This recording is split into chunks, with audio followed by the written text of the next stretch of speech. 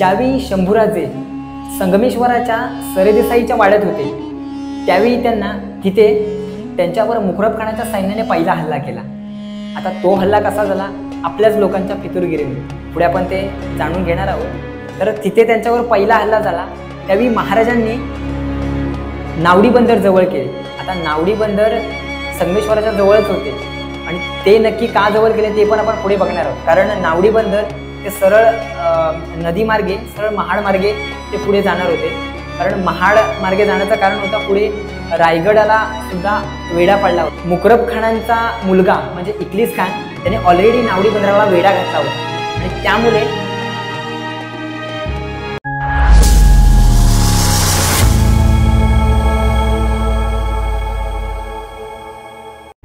माती तुळापूरची झाई पावन तुझ्या रक्ताने, ते साखळदंड झाले धन्य तुझ्या स्पर्शाने। पाहुणी शौर्य तुझं मृत्यूही नतमस्तक झाला, स्वराज्याच्या मातीसाठी माझा शंभूराजा अमर झाला। जय शिवराय, जय शंभूराजे मित्रांनो। तो काळा दिवस 11 मार्च 1689 धर्मवीर छत्रपती संभाजी महाराज व त्यांचे मित्र कवी कलश यांना औरंगजेबाने ज्या ठिकाणी अत्यंत क्रूरपणे मारले आणि त्यांच्या शरीराचे तुकडे तुकडे करून ज्या परिसरात टाकले होते, ज्यांच्यासमोर मृत्यूही थकला आणि नतमस्तक झाला, अशा स्वराज्यरक्षक धर्मवीर छत्रपती संभाजी महाराजांची समाधी ज्या ठिकाणी आहे ते क्षेत्र ते ठिकाण म्हणजे श्री क्षेत्र तुळापूरला भेट देण्यासाठी मित्रांनो आज आपण जाणार आहोत। नमस्कार मित्रांनो, मी सुदर्शन सावी एक्सप्लोर विथ सुदर्शन या यूट्यूब चॅनलवर आपल्या सर्वांचं तुळापूरच्या पावनभूमीतून परत एकदा मनपूर्वक स्वागत करतो। मित्रांनो, फेब्रुवारी महिन्यात प्रदर्शित झालेला चित्रपट म्हणजे छावा चित्रपट आपण पाहिलाच असेल, जो छत्रपती संभाजी महाराजांच्या जीवनकथेवर अवलंबून आहे। त्यामुळे जास्त काही सांगण्याची गरज नाही। पुणे शहरापासून 35 किलोमीटरवर असलेले इंद्रायणी, भीमा आणि भामा या 3 नद्यांच्या त्रिवेणी संगमावर वसलेले हे तुळापूर गाव, जिथे छत्रपती संभाजी महाराज व त्यांचे मित्र कवी कलश यांनी शेवटचा श्वास घेतला। मित्रांनो, छत्रपती संभाजी महाराज ज्यावेळी संगमेश्वराच्या सरदेसाईंच्या वाड्यात होते त्यावेळी त्यांच्यावर मुकरबखानाच्या सैन्याने पहिला हल्ला केला आणि त्यानंतर महाराजांनी लगेच संगमेश्वराजवळील नावडी बंदराजवळ धाव घेतली। परंतु नावडी बंदरावर धाव घेतली त्यावेळी नावडी बंदरावर ऑलरेडी मुकरबखानांचा मुलगा म्हणजे इखलीस खान त्याने ऑलरेडी नावडी बंदराला वेढा घातला होता आणि त्यामुळे तिथे तो वेढा फोडणं महाराजांना अशक्य झालं त्यावेळी, कारण त्यांच्याकडे सैन्यफाटा कमी होता। त्यामुळे तो वेढा फोडणं अशक्य झाला आणि तिथेच धर्मवीर छत्रपती संभाजी महाराजांना कैद करण्यात आलं। आता ज्यावेळी तिथे कैद करण्यात आलं त्यावेळी लगेच त्यांना प्रथमतः अहमदनगरच्या बहादूरगड म्हणजे जो आत्ताचा धर्मवीरगड आहे या गडावर नेण्यात आलं। आता तिथे त्यांना 29 दिवस ठेवण्यात आलं। तिथे त्यांचे अतोनात छल करण्यात आले आणि त्यानंतर छत्रपती संभाजी महाराज व चंदुकामात्य कवी कलश यांना कैद करून तुळापूरच्या त्रिवेणी संगमावर असलेलं हे तुळापूर गाव, या तुळापूर गावामध्ये नदीच्या संगमाच्या तिथेच बाजूला त्यांना कैद करण्यात आलं आणि तिथेच छत्रपती संभाजी महाराज आणि कवी कलश यांनी अखेरचा श्वास घेतला। आता हे ठिकाण कुठे आहे ते आपण आता पुढे जाणारच आहोत। तर छत्रपती संभाजी महाराजांच्या 2 समाध्या आहेत, एक आहे ती वडूबुद्रुकला आहे आणि एक जी आहे जिथे आता आपण जाणार आहोत म्हणजे श्री क्षेत्र तुळापूर। तर तिथे त्यांची समाधी आहे, तिथे पुतळा आहे, तिथे जाऊया, नतमस्तक होऊया आणि संपूर्ण जो इतिहास आहे पुढे कशा प्रकारे फितुरगिरी झाली तर प्रत्यक्षपणे आपण जाणून घेऊया। तर नक्कीच मित्रांनो, असेच गडकिल्ले आपण या यूट्यूब चॅनलवर या एक्सप्लोर विथ सुदर्शन या यूट्यूब चॅनलवर मी प्रत्यक्षपणे व्हिजिट करून तिथे जाऊन माहिती घेण्याचा प्रयत्न करत असतो। तर नक्कीच तुम्ही चॅनलवर नवीन असाल, व्हिडिओवर नवीन असाल तर चॅनलला सबस्क्राईब करायला विसरू नका, शेअर करा, लाईक करा। तर चला आता डायरेक्ट भेटू आपण श्री क्षेत्र तुळापूरला। मंडई, पहिलं जाणून घेऊया, जर तुम्ही छत्रपती संभाजी महाराजांच्या समाधीला भेट द्यायला येणार असाल तर कसे या। आता शंभूराजांची समाधी ही तुळापूरमध्ये आहे आणि तुळापूरला येण्यासाठी तुम्हाला पहिलं यावं लागेल पुण्यात आणि जर तुम्ही रेल्वेने आला तर पुणे रेल्वे स्टेशनला उतरला आणि रेल्वे स्टेशनच्या बाहेरच PMPAच्या बसेस मिळतात। आता तुळापूरला जायला 2 मार्ग आहेत, एक पुणे कल्याणीनगर वाघोळी तुळापूर फाटा हा एक मार्ग आणि दुसरा म्हणजे आळंदी मार्ग। तर आता आपण पुणे कल्याणीनगर वाघोळी या मार्गाने जाणार आहोत आणि या रूटवर 159 आणि 257 या बसेसने तुम्ही तुळापूर फाट्यापर्यंत पोहोचू शकता. आता नंतर तुळापूर फाट्यावरून आळंदीकडे जाणाऱ्या सुद्धा बसेस तुम्हाला मिळून जातील, परंतु त्यांच्या फ्रिक्वेन्सी कमी आहे, तर तुम्ही वडापने सुद्धा जाऊ शकता. तर आत्ता आपण आहोत, आता समोर बघताय तो आहे तुळापूर फाटा आणि तुळापूर फाट्यावरून आता आपण आतमध्ये सरळ जाणार आहोत ह्या रोडनी. आत्ता आपण जाणून घेऊया तो छत्रपती संभाजी महाराजांचा रक्तरंजित इतिहास. 3 एप्रिल 1680 वयाच्या 50व्या वर्षी छत्रपती शिवाजी महाराजांचा मृत्यू झाला. स्वराज्याचा धनी गेला. त्यानंतर गादीवर आले छत्रपती संभाजी महाराज. धर्मवीर छत्रपती संभाजी महाराजांचा जन्म हा 14 मे 1657 रोजी किल्ले पुरंदर येथे झाला. राजपुत्र असल्यामुळे रणांगणावरील मोहिमा आणि राजकारणातील डावपेच त्यांचे बालखडू त्यांना लहानपणापासूनच मिळाले होते. अनेक ऐतिहासिक नोंदीप्रमाणे संभाजी महाराज अत्यंत देखणे आणि शूर होते. तसेच ते अनेक भाषांत एक्सपर्ट व अत्यंत धुरंधर राजकारणी सुद्धा होते. राजकारणातील बारकावे त्यांनी भराभरा आत्मसात केले होते. मुघल दरबारातील घडामोडी आणि राजकारण त्यांना लहान वयातच कळले, तर त्यांना त्यांच्या भविष्यात पुढे याचा खूप मोठा फायदा झाला. आता या विचाराने छत्रपती शिवाजी महाराजांनी त्यांना आग्रा भेटीच्या वेळी बरोबर सुद्धा नेले होते आणि त्यावेळी शंभूराजे 9 वर्षाचे होते. छत्रपती शिवाजी महाराजांनी शिर्क्यांना शब्द दिला होता की गणोजी शिर्क्यांना ज्यावेळी मुलगा होईल त्यावेळी शृंगारपुराचं वतन आहे ते शिर्क्यांना देण्यात येईल. त्यामुळे शिर्क्यांकडून संभाजी महाराजांजवळ वतनाची वारंवार मागणी होती, परंतु वतनाची सवय लावायची नाही असा नियम छत्रपती शिवाजी महाराजांनी केला होता आणि या नियमापुढे छत्रपती संभाजी महाराजांना जायचं नव्हतं. आता या सर्व गडबडीमध्ये कवी कलश हे छत्रपती संभाजी महाराजांच्या जवळ आले होते. त्यानंतर कवी कलश शृंगारपुरामध्ये असलेल्या शिर्क्यांवर चालून गेले, परंतु शिर्क्यांनी कवी कलशांना परतून लावले. मग कवी कलश गेले खेळणा किल्ल्यावर म्हणजेच विशाळगडावर. आता ही बातमी छत्रपती संभाजी महाराजांना जेव्हा समजली तेव्हा महाराजही विचारात पडले, कारण आता विरोधात जायचं तर कोणाच्या विरोधात जायचं? एका साईडला आहे मेवना तर दुसरीकडे आहे सासरा. अशावेळी महाराजांच्या पत्नी राणीसाहेब येसुबाई यांनी महाराजांना दिलासा दिला आणि त्यांना सांगितलं की स्वराज्यापुढे नातीगुती काही नाही, तुम्ही डायरेक्ट शिर्क्यांवर हल्ला करू शकता. महाराजांनी शिर्क्यांवर हल्ला केला. त्यांना तिथून हाकलवून लावलं आणि महाराज विशाळगडावर म्हणजेच परत खेळणा किल्ल्यावर आले, जिथे कवी कलश होते. तर त्यानंतर महाराज गेले पन्हाळा किल्ल्यावर आणि त्यावेळी पन्हाळा किल्ल्याचे किल्लेदार होते सरसेनापती माळोजी घोरपडे. आता महाराज पन्हाळ्यावर आलेत ही बातमी कोल्हापुरात तळ ठोकून बसलेल्या मुकरब खानाला समजली. आता या सर्व गडबडीमध्ये महाराजांना हेर खात्याकडून बातमी आली की रायगडावर इतिकात खानाचा हल्ला होणार आहे.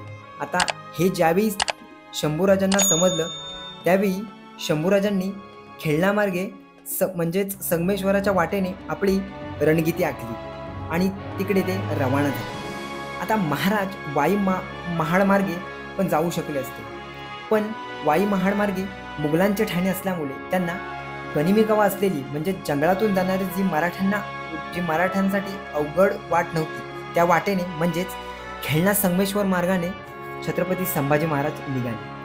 आता महाराज खेळणा विशाळगड मार्गे संगमेश्वरात दाखल झाले.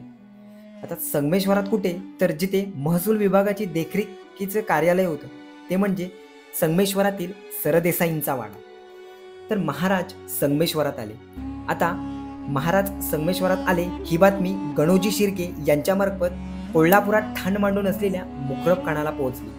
आता ज्यावेळी शंभूराजांनी शृंगारपुरावर हल्ला केला होता तेव्हा हेच शिर्के कोल्हापुरात जाऊन मुकरब खानाला मिळाले होते. आता समोर इतिकात खानाचा हल्ला आणि दुसरीकडे मुकरब खान महाराज सुद्धा पेचात पडले होते. आता इतक्यात हेरांकडून खबर आली की मुकरब खान आपल्यावर चालून येत आहे.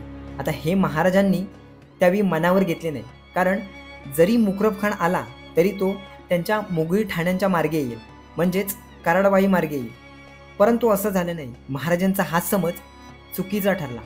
तर गणोजी शिर्के जी आपलीच माणसं होती त्यांनी स्वराज्याच्या गणिमे गावाच्या या वाटा आणि त्या वाटेनेच म्हणजेच ज्या वाटेने शंभूराजे आले होते त्याच वाटेने गणोजी शिर्क्यांनी मुकरब खानाला दाखवली होती.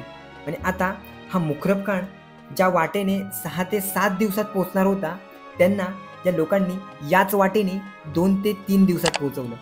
परंतु ज्यावेळी मुकरब खान व त्यांचे सैन्य संगमेश्वराच्या दिशेने वाटचाल करत होते तेव्हा पन्हाळ्यावर असलेल्या माळोजी घोरपडे यांच्या सैन्यानं हे सैन्य वाटचाल करताना पाहिले आणि त्यांनी माळोजी घोरपडे यांना सांगितलं.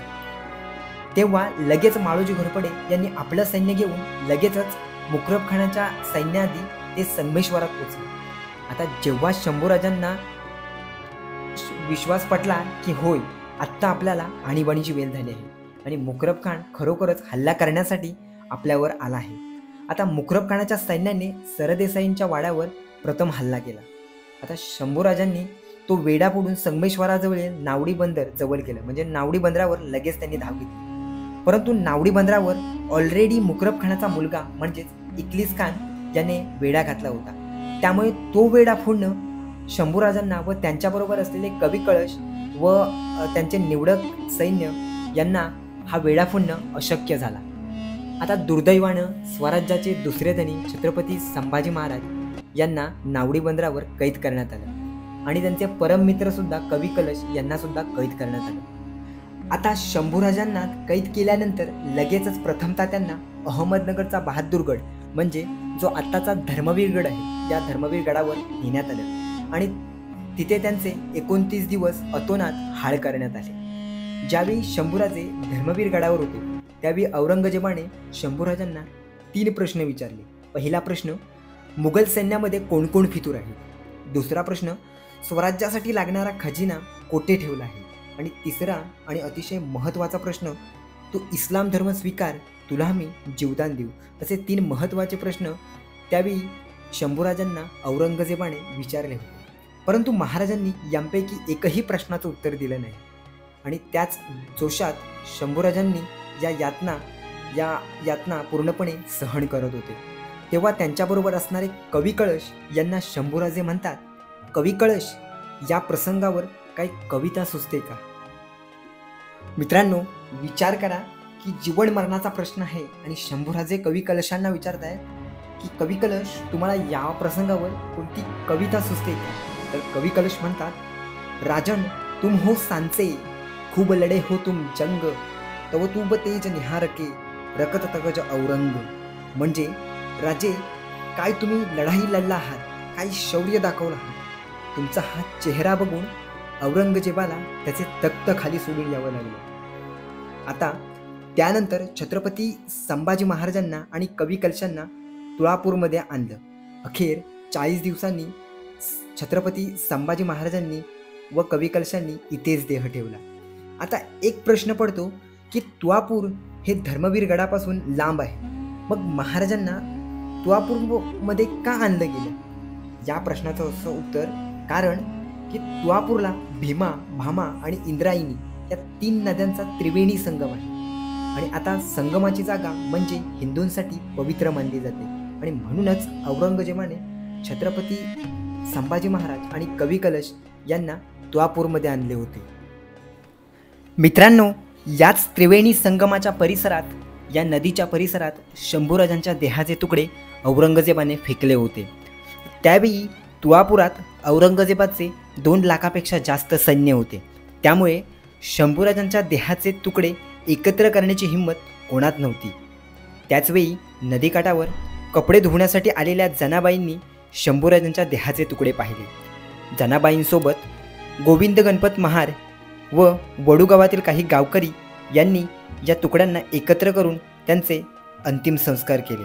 पण जेव्हा महाराजांच्या देहाला अग्नी देण्याची वेळ आली त्यावेळी औरंगजेबाच्या भीतीने कोणीही समोर येत नव्हते. त्याचवेळी तिथे असलेले गोविंद महार यांनी औरंगजेबाला न घाबरता गावाच्या परिसरातील आपल्या मालकी हक्काची जागा शंभूराजांच्या अंतिम संस्कारासाठी दिली. आता ज्या ठिकाणी धर्मवीर छत्रपती संभाजी महाराजांच्या देहावर अंतिम संस्कार करण्यात आले त्या पवित्र वडूगावात महाराजांची दुसरी समाधी आहे. मित्रांनो, संभाजी महाराजांच्या शरीराचे तुकडे जमा करून त्यांचे अंतिम संस्कार करणे हे एक अत्यंत धाडसी आणि महत्त्वाचे कृत्य मानले जाते, कारण त्या काळात संभाजी महाराजांविरुद्ध एवढं कृत्य करण्याची हिंमत कुणीही करत नव्हतं.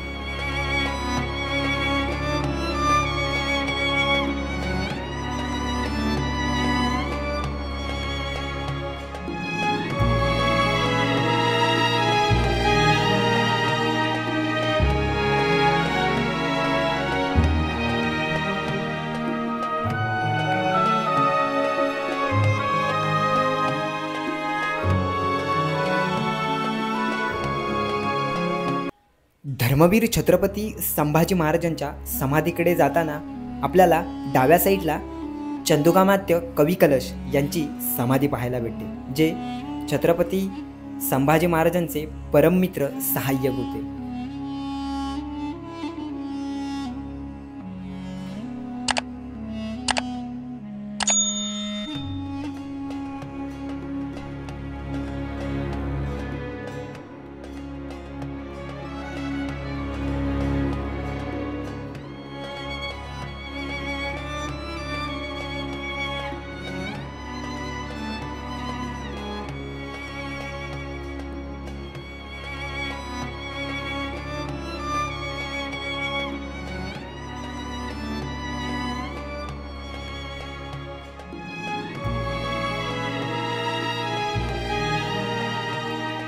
आता आपण छत्रपती संभाजी महाराजांची जी दुसरी समाधी आहे, जिथे त्यांच्यावर अंतिम संस्कार करण्यात आले, ती समाधी म्हणजे जी वडू बुद्रुकला आहे, तिथे आपण जाणार आहोत. तर नक्कीच हा ब्लॉग आपण इथेच स्टॉप करतो. नक्कीच तुमच्या प्रतिक्रिया कमेंटद्वारे कळवायला विसरू नका आणि आजसाठी आपण इथेच थांबूया. जय शिवराय, जय जिजाऊ, जय शंभूराजे.